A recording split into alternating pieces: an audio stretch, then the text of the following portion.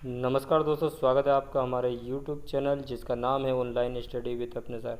आज हम आपके लिए लेकर आए हैं 45 महत्वपूर्ण वैकल्पिक प्रश्न जिसको याद करके आप आपकी वार्षिक परीक्षा, अर्धवार्षिक परीक्षा और अभी जो आने वाली है त्रैमासिक परीक्षा उसमें आप इसका लाभ उठा सकते हैं। तो हमारे वीडियो को स्किप ना करें और पूरा अंत तक देखें ताकि आपको 45 वैकल्पिक प्रश्नों का ज्ञान प्राप्त हो सके। तो शुरू करते हैं। पहला हमारा वैकल्पिक प्रश्न है, न्यूनतम आवेश है एक कूलाम, एक स्थित कूलाम, एक इलेक्ट्रॉनिक आवेश। तो दोस्तों इसका सही आंसर है एक इलेक्ट्रॉनिक आवेश।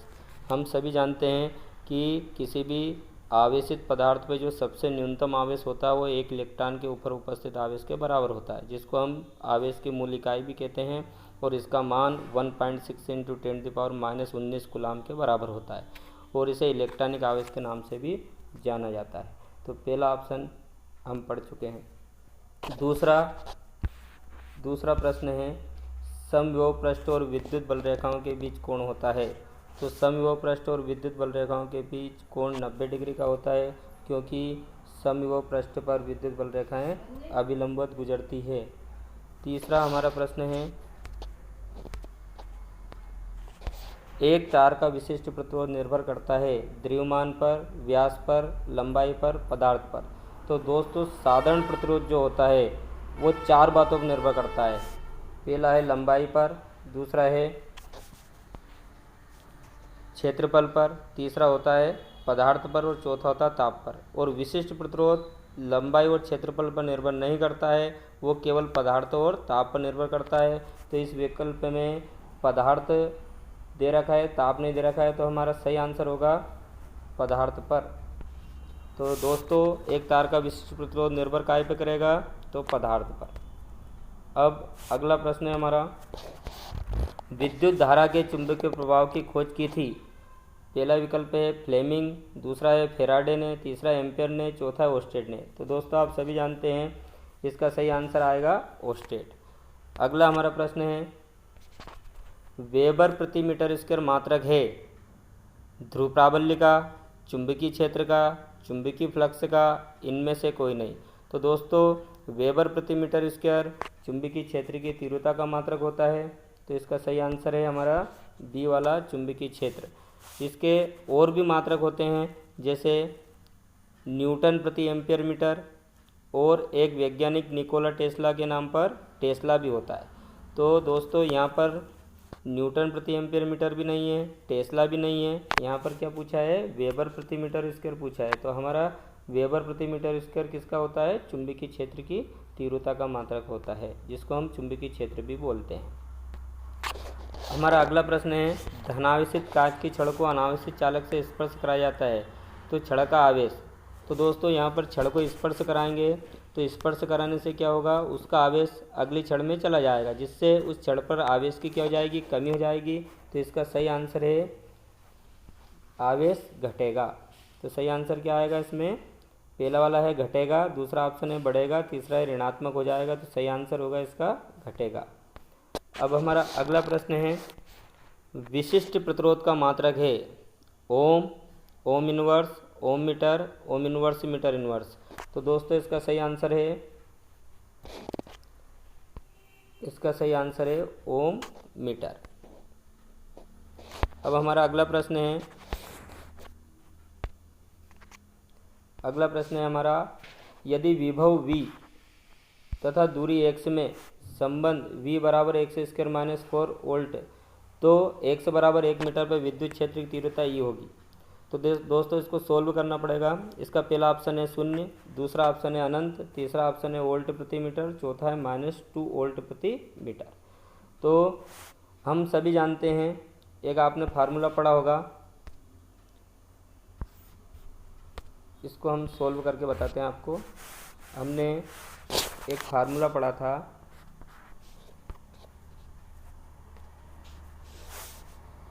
E बराबर -dV/dx, है ना। विद्युत क्षेत्र की तीव्रता किसके बराबर होती है, विभव प्रवणता के बराबर। यहाँ पर हमें V का मान दे रखा है, तो -dV/dx, V के स्थान पर हम रखेंगे x² - 4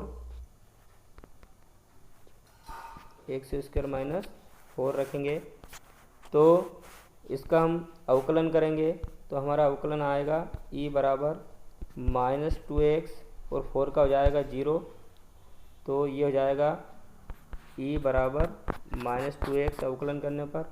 और दोस्तों यहाँ x बराबर हमें क्या दे रखा है 1 मीटर, तो x की वैल्यू अगर हम इसमें 1 रखेंगे तो हमारी विद्युत क्षेत्र की तीव्रता की वैल्यू आएगी -2। और इसका मात्रक होता है विभव और दूरी है, तो विभव का वोल्ट और दूरी का मीटर, तो इसको बोलेंगे हम वोल्ट प्रति मीटर। तो हमारा सही आंसर हो जाएगा ई बराबर, हमारा सही आंसर हो जाएगा ई बराबर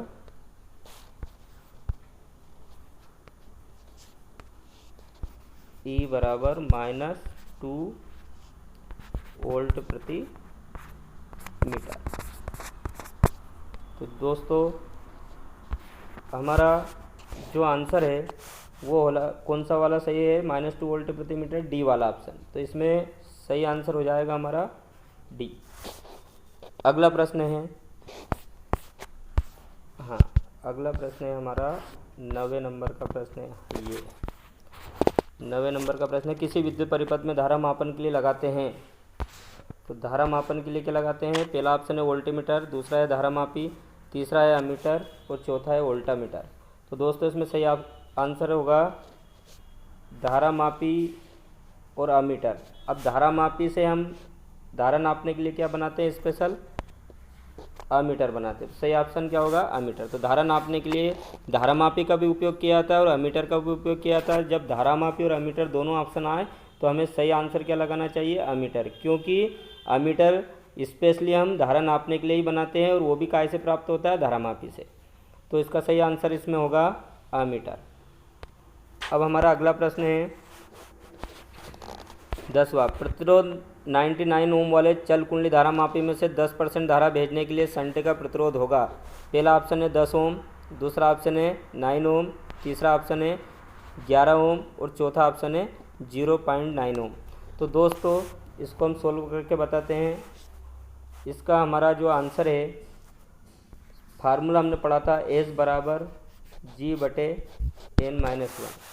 अब यहाँ 10% बोला है, तो 10% क्या होता है, 10वां हिस्सा होता है। 10% क्या होता है, 10वां हिस्सा होता है। तो हमारा जो फार्मूला है S बराबर G/N-1 कि शंट का प्रतिरोध कितना होना चाहिए, धारा मापी का N-1वां भाग होना चाहिए। तो यहाँ पर G का मान तो हमारे पास दे रखा है 99 ओम, N का मान दे रखा है 10वां भाग, 10% मतलब 10वां भाग होता है। 10% को अगर हम 10/100 करें तो 1 0 से 1 0, 1/10, तो ये मुख्य भाग धारा का कितना भाग होगा, 10वां भाग होगा। 10 - 1 यहाँ करेंगे तो हमें प्राप्त होगा 99/9 और इसको हम काटेंगे तो कितना आएगा, 11 ओम। तो हमारा सही आंसर होगा 11 ओम। तो इसका हमारा सही ऑप्शन है सी वाला 11 ओम। अगला प्रश्न है हमारा, चुंबकीय ध्रुव सामर्थ्य का मात्रक है। तो दोस्तों चुंबकीय ध्रुव को हम स्मॉल एम से, सामर्थ्य को हम स्मॉल एम से प्रदर्शित करते हैं और स्मॉल एम का जो मात्रक हमने पढ़ा है वो होता है एम्पियर मीटर। तो सही आंसर होगा इसका एम्पियर इंटू मीटर। अब हमारा अगला प्रश्न है, चुंबकीय निरक्ष पर नमन कोण का मान होता है। तो दोस्तों नमन कोण का मान चुंबकीय ध्रुव पर होता है सर्वाधिक 90 डिग्री और चुंबकीय निरक्ष या विषुवत रेखा पर होता है 0 डिग्री। तो यहाँ पर क्या पूछा है, चुंबकीय निरक्ष पर नमन कोण का मान पूछा है। तो नमन कोण का मान हमारा पहला वाला ऑप्शन सही होने वाला है 0 डिग्री। हमारा अगला प्रश्न है स्थायी चुंबक बनाए जाते हैं। पहला ऑप्शन है नर्म लोहे के, प्रतिचुंबकीय पदार्थ के, अनुचुंबकीय पदार्थ के, स्टील के। तो दोस्तों यहाँ सही आंसर होगा स्टील। तो स्थायी चुंबक जो होते हैं वो स्टील के बनाए जाते हैं, क्योंकि स्टील का क्या गुण होता है कि एक बार इसमें अगर चुंबकीय गुण उत्पन्न कर दिए जाएं तो ये अधिक समय तक नष्ट नहीं होते हैं। अर्थात स्थायी चुंबक हमारे नर्म लोहे के बनाए जाते हैं, जबकि जो अस्थायी चुंबक होते हैं वो नर्म लोहे के बनाए जाते हैं। तो यहाँ पर क्या पूछा है, स्थायी चुंबक, तो स्थायी चुंबक काय के बनाए जाएंगे, तो सही आंसर होगा हमारा स्टील के। अब अगला हमारा प्रश्न है, किलोवाट हावर किस भौतिक राशि का मात्रक है। पहला ऑप्शन है विद्युत सामर्थ्य का, दूसरा ऑप्शन है विद्युत ऊर्जा का, तीसरा है समय का, चौथा है इनमें से कोई नहीं। तो दोस्तों किलोवाट हावर जो होता है वो विद्युत ऊर्जा का मात्रक होता है। अब हमारा अगला प्रश्न है, एक कूलाम आवेश में इलेक्ट्रॉनों की संख्या कितनी होती है। तो एक कूलाम आवेश में इलेक्ट्रॉनों की संख्या, पहला ऑप्शन दे रखा है 5.46 इंटू 10⁻²9, दूसरा ऑप्शन दे रखा है 6.25 इंटू 10⁻18, तीसरा ऑप्शन दे रखा है 1.6 इंटू 10⁻19 और चौथा दे रखा है 9 इंटू 10⁻11। तो दोस्तों इसका सही आंसर है 6.25 इंटू 10⁻18। इसका हमने एक वीडियो भी बनाया है, एक कूलाम आवेश में कितने इलेक्ट्रॉन होते हैं। तो अगर आपने नहीं देखा होगा तो डिस्क्रिप्शन में हम इसकी लिंक डाल देंगे। तो इसको सोल्व करके बताया है कि एक कूलाम आवेश में कितने इलेक्ट्रॉन होते हैं। अब हमारा अगला प्रश्न है, दो बिंदु आवेश Q एक दूसरे से 2a दूरी पर स्थित है, तो इनमें ठीक मध्य बिंदु पर विद्युत क्षेत्र का विभव होगा। पहला ऑप्शन है 0, दूसरा ऑप्शन है Q/2πε0a, तीसरा ऑप्शन है Q/8πε0a, चौथा ऑप्शन है Q/2πε0a। तो दोस्तों इसको सोल्व करके बताते हैं आपको। हमें क्या दे रखा है, दो बिंदु आवेश दे रखे और उनका परिमाण कितना है Q। दोनों एक दूसरे से कितनी दूरी पर रखे हैं, 2a दूरी पर रखे हैं। ठीक है, इनके मध्य बिंदु, माना कि मध्य बिंदु क्या है इनका, O है, जिस पर हमें क्या निकालना है, विभव निकालना है। तो सबसे पहले 2a दूरी है तो आधी आधी दूरी कितनी हो जाएगी, a और a। तो यहाँ बिंदु O पर क्या होगा, पहले प्लस Q आवेश के कारण भी विभव निकलेगा और दूसरे आवेश के कारण भी विभव निकलेगा। तो पहला विभव जो है V1 बराबर वो कितना होगा, 1/4πε0 Q अपान दूरी कितनी हो जाएगी a, तो इतना हो जाएगा। और V2 बराबर कितना हो जाएगा, V2 भी इतनी दूरी पर है तो 1/4πε0 Q अपान क्या हो जाएगा, a हो जाएगा। अब यहाँ पर कुल विभव, तो कुल विभव अदिश राशि होती है, दोनों विभव को हम जोड़ देंगे। तो बिंदु O पर प्लस Q आवेश के कारण भी विभव है और दूसरे प्लस Q आवेश के कारण विभव है, दोनों विभव को क्या कर देंगे, हम जोड़ देंगे। तो कुल विभव हमारा हो जाएगा V बराबर V1 धन V2। अगर हम इनको जोड़ते हैं तो 1/4πε0 Q अपान a, फिर 1/4πε0 Q अपान a, दोनों को जोड़ेंगे तो कितना आ जाएगा, कॉमन क्या निकल सकता है इसमें, ये 2 टाइम्स हो जाएगा। कितना टाइम्स हो जाएगा, 2 टाइम्स Q अपान 4πε0 a, और 2 से हम 2 को काट देंगे तो कितना आंसर आएगा, तो V बराबर हमारा आएगा answer V equal Q upon 2πε0 a। तो दोस्तों हमारा सही ऑप्शन होगा V बराबर Q अपान 2πε0, अर्थात कौन सा वाला हो जाएगा, तो हमारा सही आंसर होगा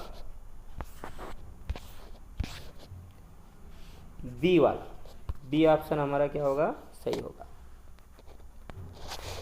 चलो अब हमारा अगला प्रश्न है, ये हमने 16 प्रश्न पढ़ लिए हैं। अब हमारा अगला प्रश्न है,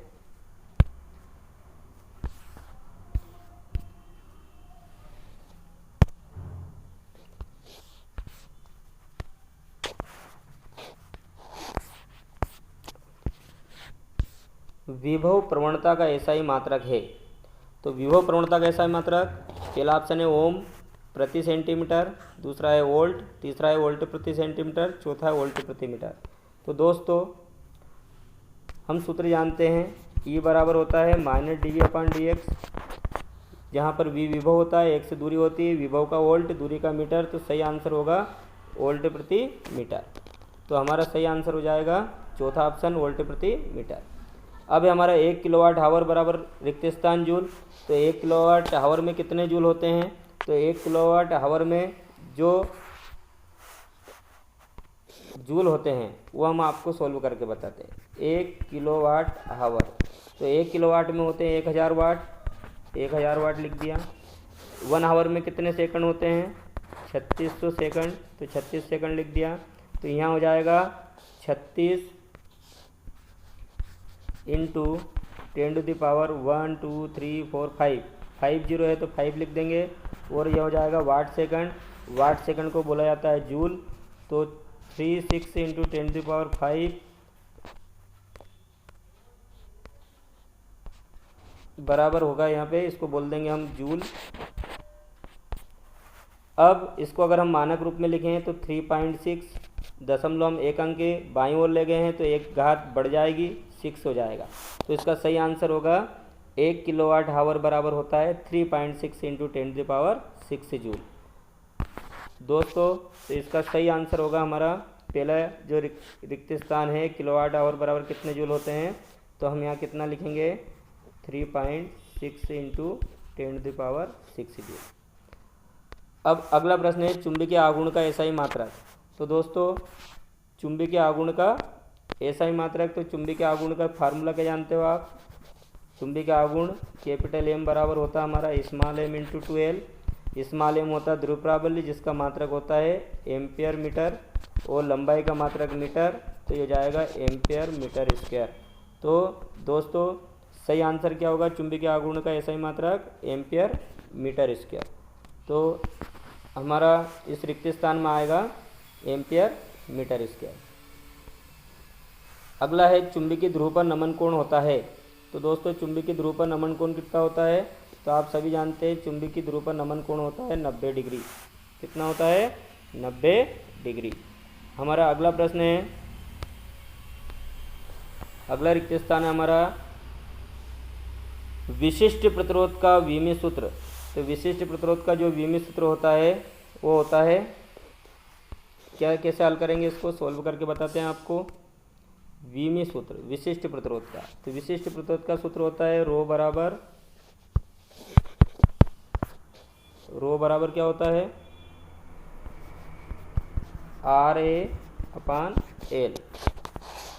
RA/ क्या होता है L होता है। तो हमने सूत्र लिखा रो बराबर RA/L। R का फार्मूला होता है V/I, और V को हम लिख सकते हैं W/Q/I। अब W का जो विमीय सूत्र होता है वो होता है mL² T-2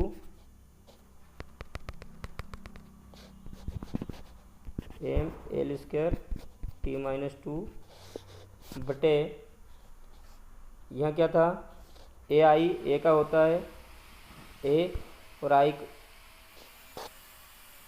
QI था, सॉरी।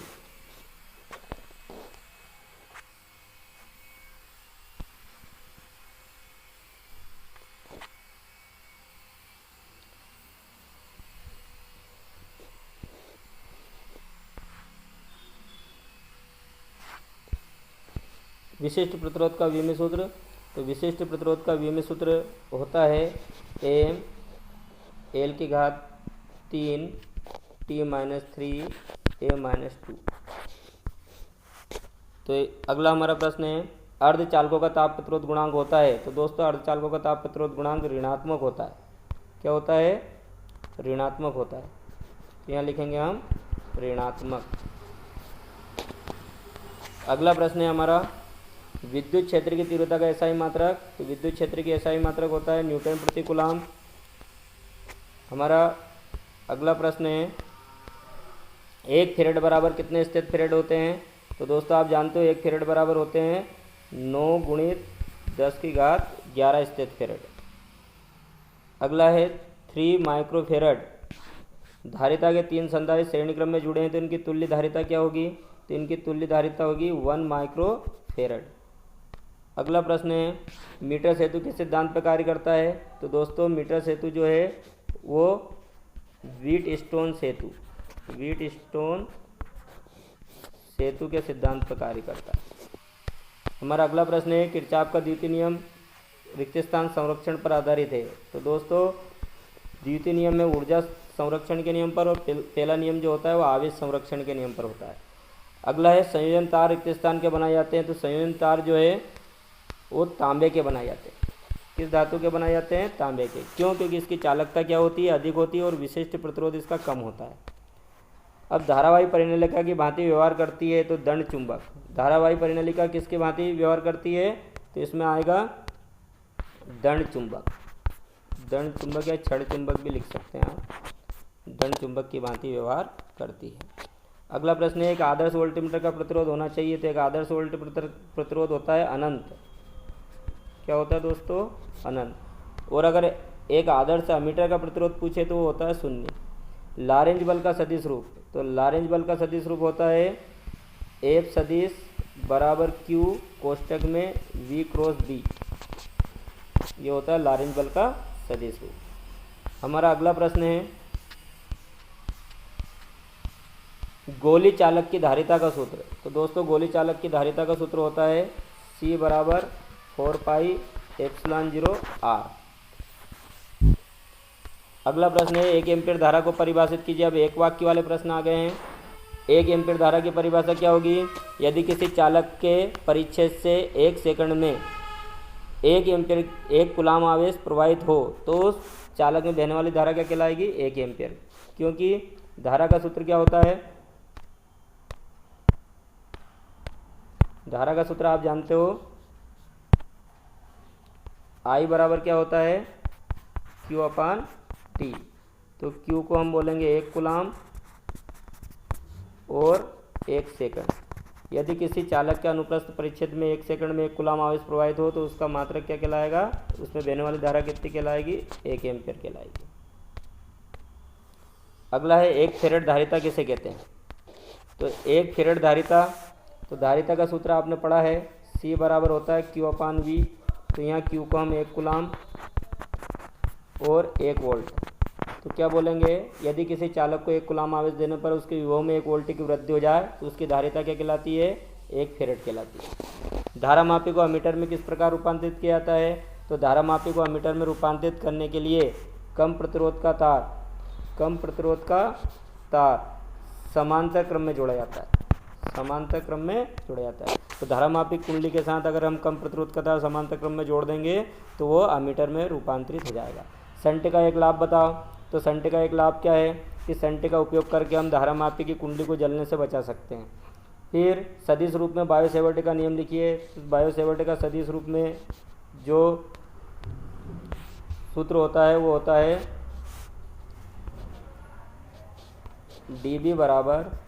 dB सदिश बराबर म्यू 0/4 पाई, और यहाँ होगा I और यहाँ होगा dl सदिश इंटू R सदिश बटे RQ।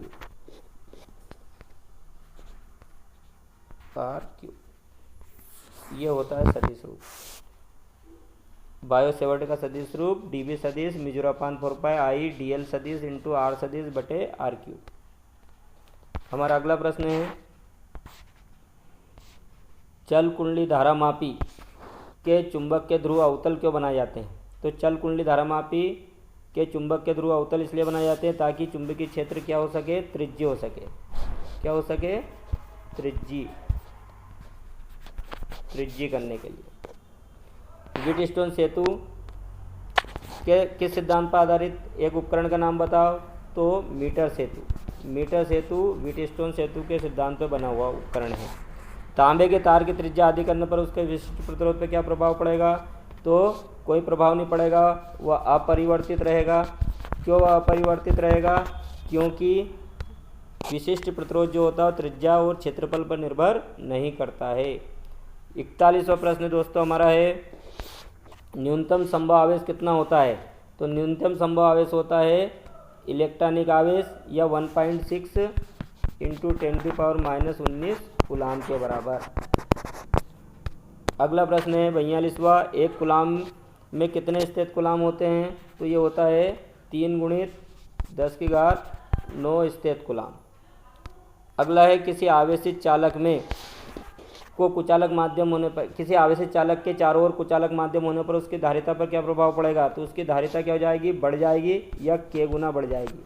तो धारिता क्या हो जाती है, k गुना बढ़ जाती है, जहाँ k क्या है, किसी कुचालक पदार्थ का परावैद्युतांक है।